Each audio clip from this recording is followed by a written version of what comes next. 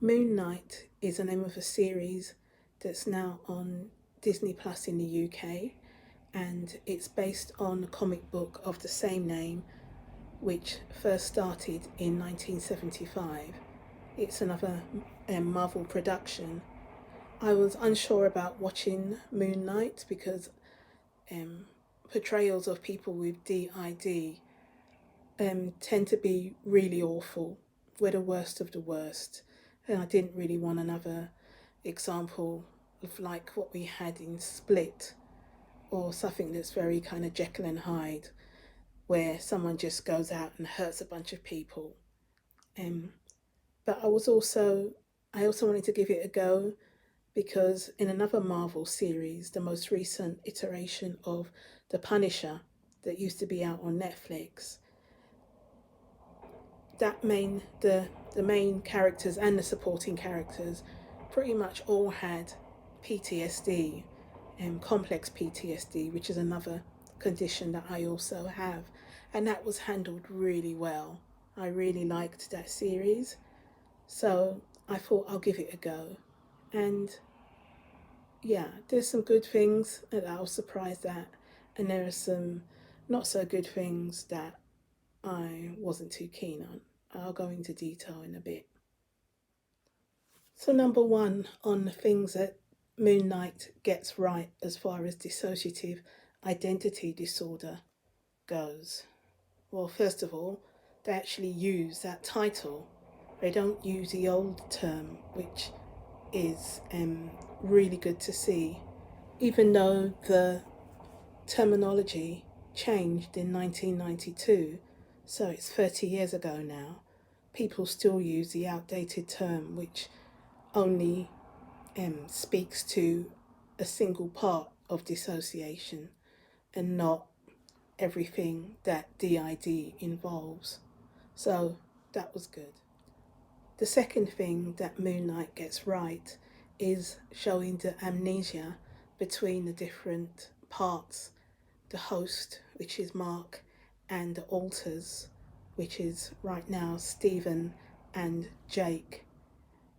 That the alters aren't aware of Mark, and Mark's not really aware of Jake. He's aware of Steve, but not of Jake.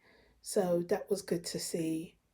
It was also great to see how Mark and Steve had to build up a relationship over time, even though one wouldn't know exactly what was going on when the other alter was to the front.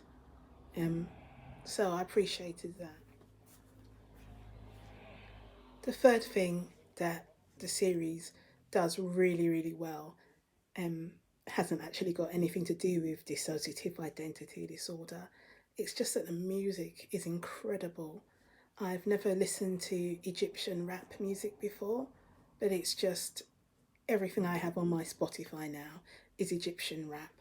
It's just worth um, getting your Shazam app if you have it on your phone. Switch it on as soon as you start watching an episode because it will show you all the great tunes, not just the rap music, but the classical tunes, the soundtrack titles, and a lot of older sort of music from the 1940s and 1950s that it features, and I absolutely love that. So now I'm going to talk about what the series gets wrong, and unfortunately, this list is a lot longer. Age is a pretty big one. DID tends to develop and form in very young children. In Mark's case, we see him celebrating his 9th birthday shortly after his brother dies. According to a lot of medical research in journals that I've read, 9 is too old for DID to start developing. It's more likely that he would develop post traumatic stress disorder. And I do want to say right now that there are always exceptions. Moon Knight is a piece of fiction, and whoever's watching this now, your life is unique. Your experiences are unique and they're valid. but in Moon Knight, I really feel that they got that wrong. DID forms when the brain hasn't fully come together yet, and by the age of 9, that's happened for the most part. According to the research that I've read, a lot of that research says that the cut-off date, the latest, most children will develop DID because of repeated trauma, is from the ages of 6 to 7, and anything above that, it's going to probably turn into post-traumatic stress disorder or PTSD. I've even read in a couple of places that there are some researchers who think 4 years old is a cut-off date. I don't personally agree with that, but that's just going on the research that I've done, that 6 to 7 is the latest date for something like that to happen. So another thing that the show doesn't really do very well, and it's an important thing, is showing the repetition of trauma.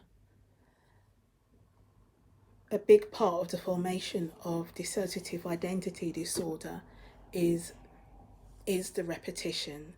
It's not just a single event that causes it. And in the series, we see Mark's mum approaching with the belt, and thankfully the rest is kind of implied what happens, but we only see one instance of that, and it's not really referred to in detail that this was an ongoing thing.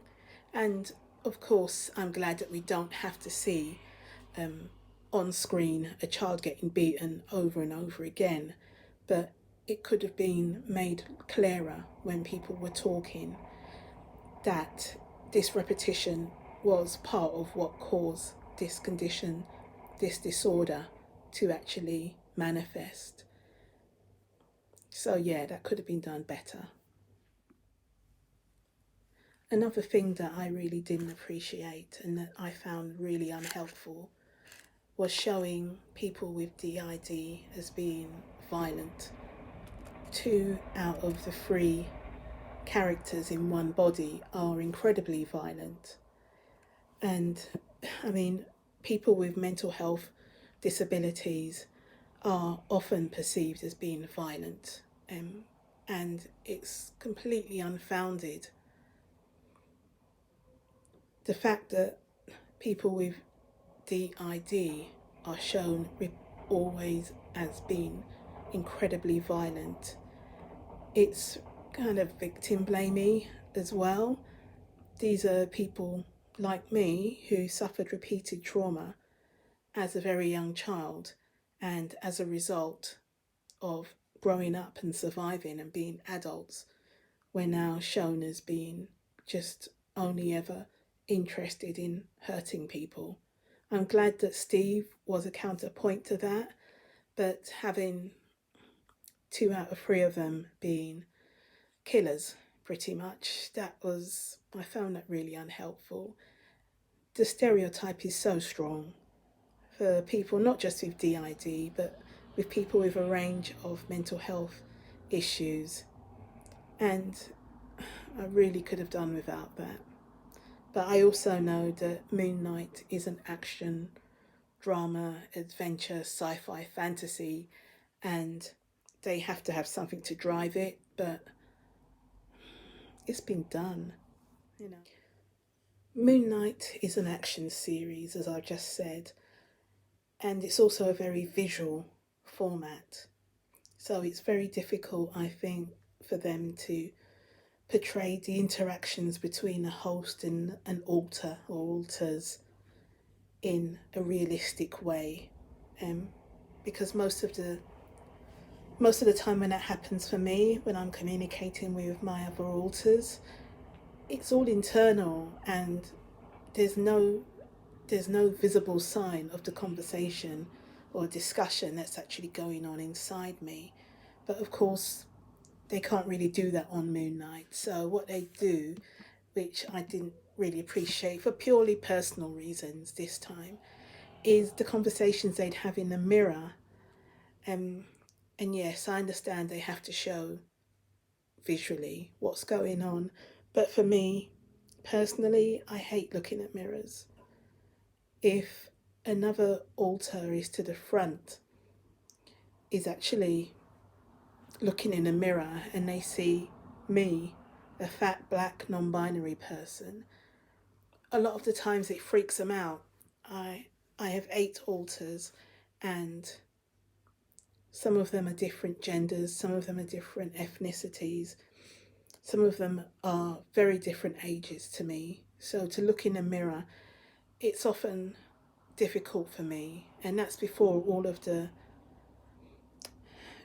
things that don't have to do with DID come to play, like gender. As I just said, I'm non binary, and looking in a mirror, especially a full length mirror, and seeing these, sometimes that can really piss me off. Um, but back to DID, it's something that I didn't like, but only because of my personal stuff that's going on. So it's not fair to really say it's something they got wrong when, in truth, it's the only thing that they could do to show the internal conversations. So um, I won't be angry at that. It wasn't brilliant, but I understand. Um, Something I didn't appreciate, even though I know that it's a visual story, was the way that the character of Mark, Steve, and Jake, how they switched with each other. They would have full body seizures, fall on the floor, their eyes would roll back in their heads, and then when they stand up, a new alter is at the front. Um, it was so over dramatic. It started to really annoy me because again, so much about DID is internal. The way we communicate with our alters, the way we swap places with each other, even when there's several of the alters coming to the front at one time, called co-consciousness. It's really subtle, and it's not,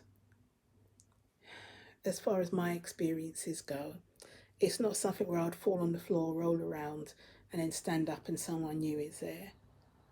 The changes that I experience are very subtle, even when there's a lot of movement going around inside my brain. So I didn't really appreciate that. But as with everything that I've spoken about, this is all from my experiences and the research that I've done.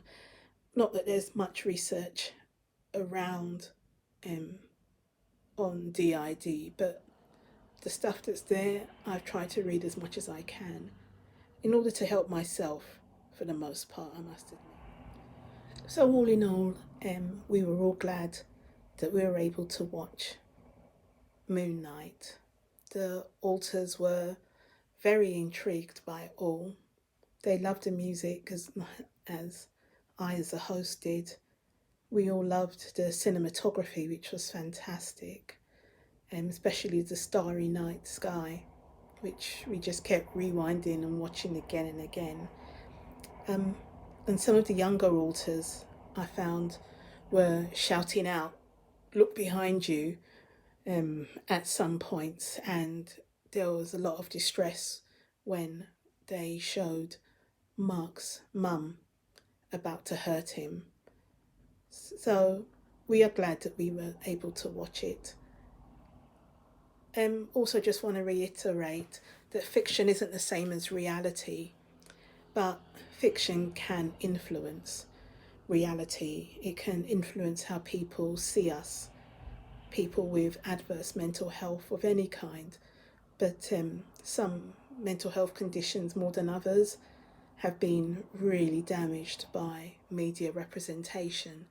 Um, and that really hurts. But it was a good story. I really enjoyed it. But it could have done a hell of a lot better. If you do want to see a really good depiction of someone with DID, I'd recommend an episode of Stargate SG-1 called Lifeboat, where it was handled incredibly well.